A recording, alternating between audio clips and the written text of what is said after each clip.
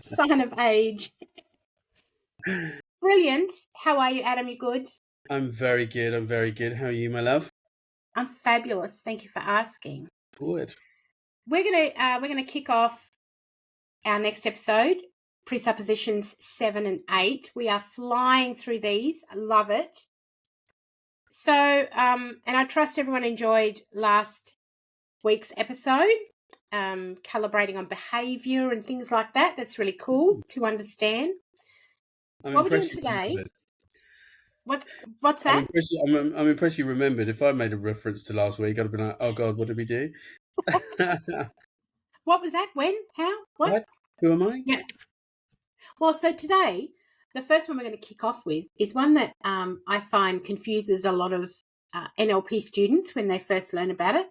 It's the map is not the territory. Ah, yes. And it just sort of throws that in the book, doesn't it? When as a student, it just says the map is not the territory. And you're like, what? Who's got a map? Which map? My map? I don't understand. And what territory? Northern Territory? I don't know. It all be a little confusing. So, you know what? Here's how I simplified it for my own understanding. However, take what you need, leave what you don't. This is how I understand the map is not the territory. The map being the personal map of the world, which we've talked about on this podcast before. The map of the world, your map of the world, how you see and how you create the world around you. So that's the map that we're referring to, your map of the world, is not the territory. So I want you to think of the territory as being one truth. So your map of the world is not the only, it's not the one truth. It's not the be all and end all.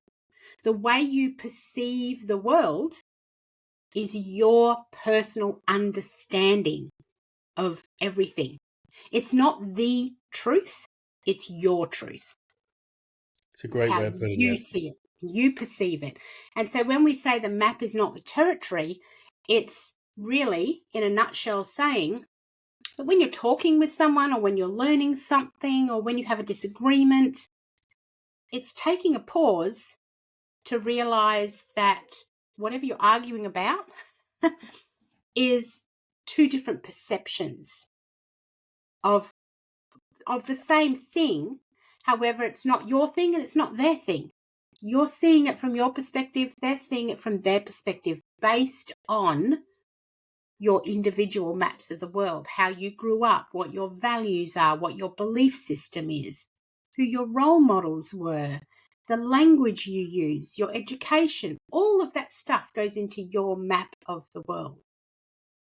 And so there isn't any one right way or one right answer. There's what's right for you, and understanding that someone else has what's right for them as well.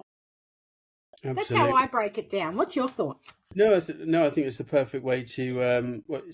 Yes, I believe it's a good way to break it down. It's a reminder to we really have to maintain that a critical perspective.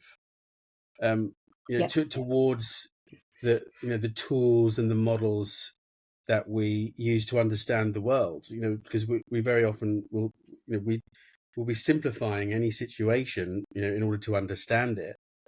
Otherwise, we're forever in a complex situation. So, Yeah. it's just those simplified versions of what we're translating everything around us, to be. It will never fully capture the complexity of the real world, I guess. And it's good to understand that. Like you said, it's the importance of recognizing our perceptions and beliefs and interpretations. We've got to realize it's important that let me put my teeth back in. It's important that we understand we are filtering, and Yes. and therefore it's limited in a lot of ways. I love that you brought up filtering as well, because I was thinking about heuristics. those shortcuts, those mental shortcuts that we use. And Sounds like you've had a glass of wine. Heuristics. heuristics. Like, what are you trying to spit out there, Alison? Just a heuristic. That sounds really good. Anyway, moving along. Even how we shortcut things, have you ever had a conversation with someone and you realize what makes perfect sense to you, the other person's not understanding because, you've left out half the content that they need in order to, meet you at the same level. Which And I do that a lot to you. You What are do, you because talking about? you have like 10 conversations going on in your head, and it's just, you got to try and keep up with Adam. Yeah, so even those mental shortcuts that we use, which makes perfect sense to us, again, it's not the territory, it's simply our map. And the other person does not have full access to our map, nor vice versa. So we've got to be able to meet in the middle and open our mind and have some understanding and some curiosity about other people's maps and find a common ground, I suppose, to call the territory, right? Yeah, and work on that.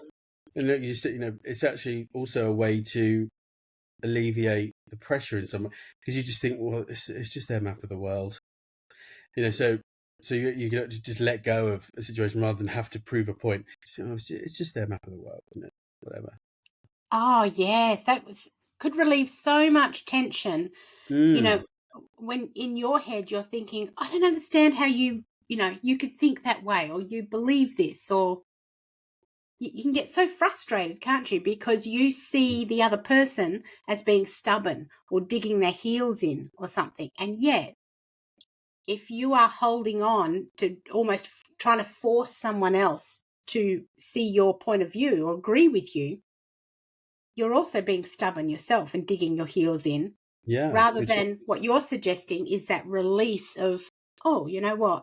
That's their map of the world. It's different to mine. That's cool. Exactly. I mean, my map's better than your map, obviously. Oh, I have no doubt your map's far more colourful than mine. Very colourful, darling. Mine's deep and dark. Anyway, that's a whole nother conversation. Pardon the pun. Yeah. Like, ooh, all right. Yeah. All right then. And next week on Dungeon Diving with that Ellie and took Adam. 7.5 minutes to get there. Actually, that's pretty good for us. That's fairly lengthy time to get to, dungeons and deep, dark things. Ooh, but it is Friday. So, are we happy with that? Happy with the map is not the territory? Happy with that, absolutely. Brilliant. I love it. So let's move on to our eighth presupposition. It's quite lengthy, so give me a second. You are in charge of your mind and therefore your results. I am in charge of my mind, so my results are my responsibility. When I was looking in to this one to expand on it a little bit, because initially when I read it, it seemed, talking about map and territory, it seemed very common sense to me. However, it wasn't always that way, thinking and talking like that. And I came across a really cool quote from Eleanor Roosevelt. If you'd indulge me, Adam, I'd like to read a quote. Yes, please tell us this quote, Alison. Quote. So this is what Eleanor Roosevelt said. We all create the person we become by our choices as we go through life. In a real sense, by the time we are adults, we are the sum total of the choices we have made. Like, how far ahead of her time was she? Oh, wow. Crikey. And so I thought on that a little bit, and what I came up with, this is Ali's quote now. Maybe one day someone will be quoting me. It could be in a really bad way, so let's not wish that. Some of the things I've said really should not be quoted, to be honest. Yeah. All right, let's go with this. This is what I came up with. That any outcome, whether expected or unexpected, can be empowering if you choose to take responsibility for it and accept it as knowledge or a resource for learning. That's how I've broken down this presupposition about being in charge of your mind and therefore your results. What's your thoughts, Adam? Come on in, spinner. Yeah, well, I mean, um, it's a real it's about personal responsibility, like you say, absolutely, and and self empowerment equally. That it goes both ways. Um, you know, you, those choices. I mean, we talk a lot. It's my big subject: choices and decisions. Two different things, but really, those thoughts and decisions shape absolutely everything. And when we're in a situation, we're there because we've made a choice. Yeah. Because you can either choose. Oh, well, that happened to me. They did that. Well, okay, you still chose to. Okay, if you're in the situation, you still can make a choice to get out of it and view it differently. But this is, I think, really central to. Well, I mean, philosophize about that. Is that the word? Oh my god, I think I said it right. Philosophize. I think you did. I'll Yes. take that. And that you can philosophize about what you want. Uh, it's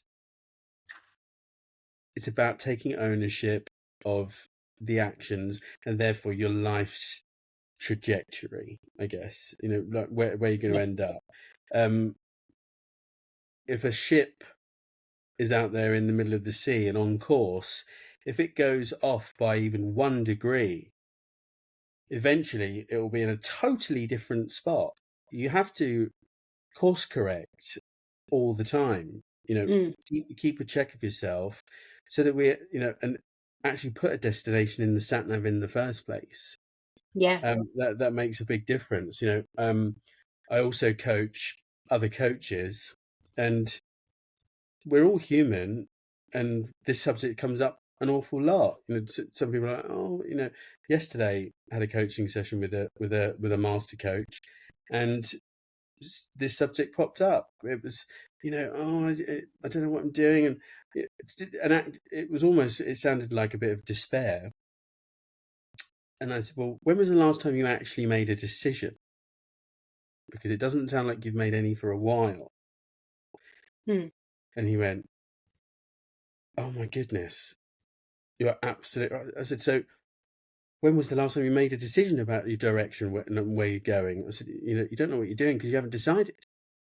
So, and he went, oh my goodness, boom, and then, an hour later, I'm getting lovely emails of all these, okay, I'm going to set this goal, like on it. Yeah. Because it's the ultimate self-empowerment when you've made a decision and you've said, right, I'm in charge of my mind and therefore my results. That ultimate responsibility is so powerful. It's often not considered. Like, I think where the mistake, if that's the right word, can be made is when someone chooses not to see decision making as empowering. Instead, they're fearful of it because obviously if you make a decision, then you're responsible for the outcome. And if the word responsibility often gets mixed up, I feel, with the word blame. Blame has a very negative Very connotation to true. it, doesn't it? If you're being blamed for something, we immediately feel like we've been bad, we've done something wrong. And so it feels punishing, doesn't it? The word blame. Yeah. And yet, so the minute you talk about responsibility, it becomes controversial. There's books and all sorts of things you can read up on extreme ownership, and that's responsibility on steroids. However, it still has the same premise. It's moving away from this meaning we've given, blame, and entering it into understanding that it's about empowerment.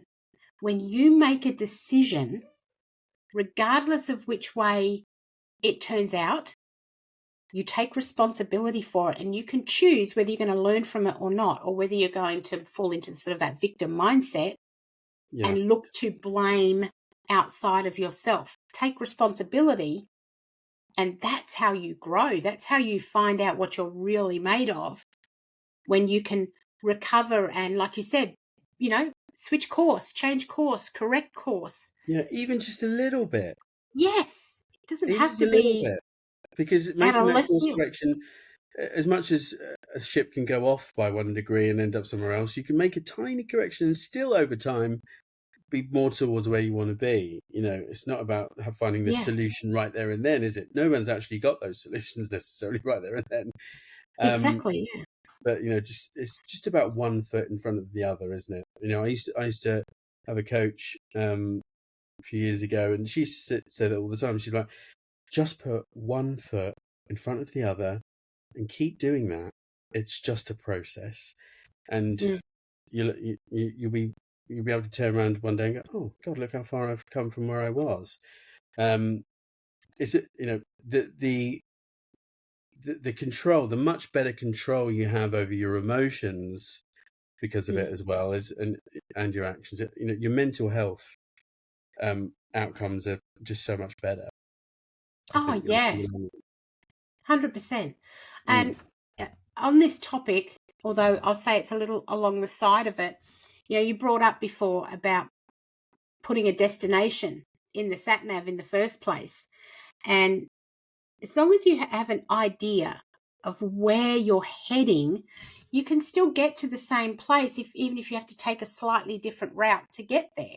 It's not just as the crow flies, is it? There's one way and that's it.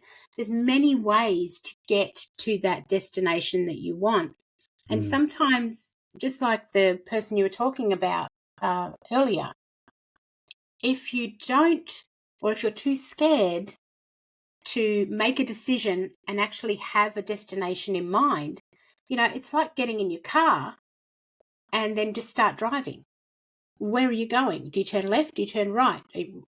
Where are you off to? If you don't have any idea of where you're going, all you end up doing is driving around, and eventually you're going to run out of petrol, run out of yeah. gas. And so we do that personally as well, mentally and emotionally. We run out of steam if we don't have somewhere that we're heading, an actual destination. And to do that, you have to be in a place where you can understand that you're responsible for your direction, no one Yeah. else.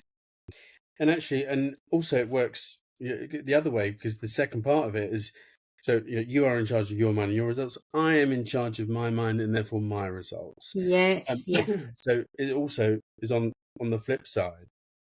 Um, yeah. they are in charge of their mind and their results. It's not. It's up to them. It's not. It's not up to you. It's up to them. Um, My you kids know. used to, my daughters used to laugh. We had a sort of an in-family joke because all through their high school years, my go-to word for them, if we discussed something, if they needed to make a decision, I was not the sort of mother that would just jump straight to, well, this is what you're doing. If they came to me to talk about something because they were unsure of which way to go, we'd discuss it. And my word that I'd go to was being informed. So, and they still, to this day, they're both well out of high school. They laugh about, well, Mum, are you informed enough to make a decision on this yet? Classic. Terrible. So, yeah, it's by allowing other people to also be responsible and have that opportunity to be self-empowered. Help them, sure, by informing them, giving them, helping them with resources, ideas, all those sorts of things. Mm, However, I think it's really important to allow other people to make their own decision, though, yes. and accept responsibility for that decision, because there's learning both ways, isn't it? When you allow someone else, if you take that decision away from them, Mm, this goes back to what I say about preparing the path or preparing the person. If you take the decision making away from someone, you're in essence denying them the opportunity to self-empower, to learn what they're capable of, to expand on their own. That's where that real inner strength can come from, that when you allow them that space. Oh, absolutely. Because, I mean, you're handing them the keys to their own personal effectiveness, Yes, I love that. and fulfillment. These are the keys to those two things. So as much as you want it, other people deserve to have it as well. So, like you say, I love this one. You love who? I love this. Well, I love you, obviously. Thank you. Thanks I very love much. this one. I love this one. This It's presupposition. so good. It's so good. And it's I gotta say, I'm loving this breakdown that we're doing of the presuppositions. Because it's not the sort of conversations that you generally have, just every day with randos. Yeah. These are those deeper conversations and really teasing out how I see a presupposition and learning how you see it, Adam, and then sharing that with others. That really is also quite the essence of Yeah. language and communication.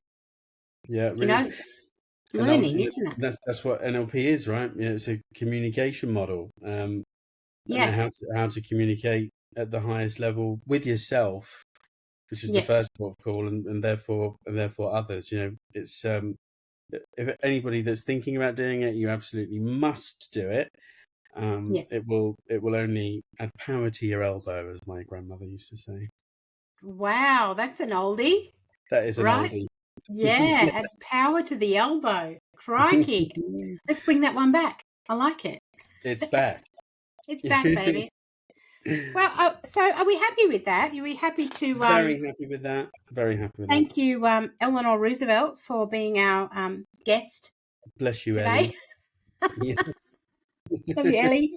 We're going to leave it there. So let's talk about what we're doing. Just ducked off camera there. What we're doing next week. We are going to do people have all the resources they need to succeed and to achieve their desired outcome. There are no unresourceful people, only unresourceful states. Preach it. So we're going to talk about that one, and we're also going to touch on, I like that, let's just touch on it. All procedures should increase wholeness. Oh, yes. So we'll talk about wholeness, and we'll keep it as PG as possible. We'll see how we go. So I'm looking forward to next week, Adam. I will see you then, yeah? See you then. Bye-bye. Have a good week. Bye.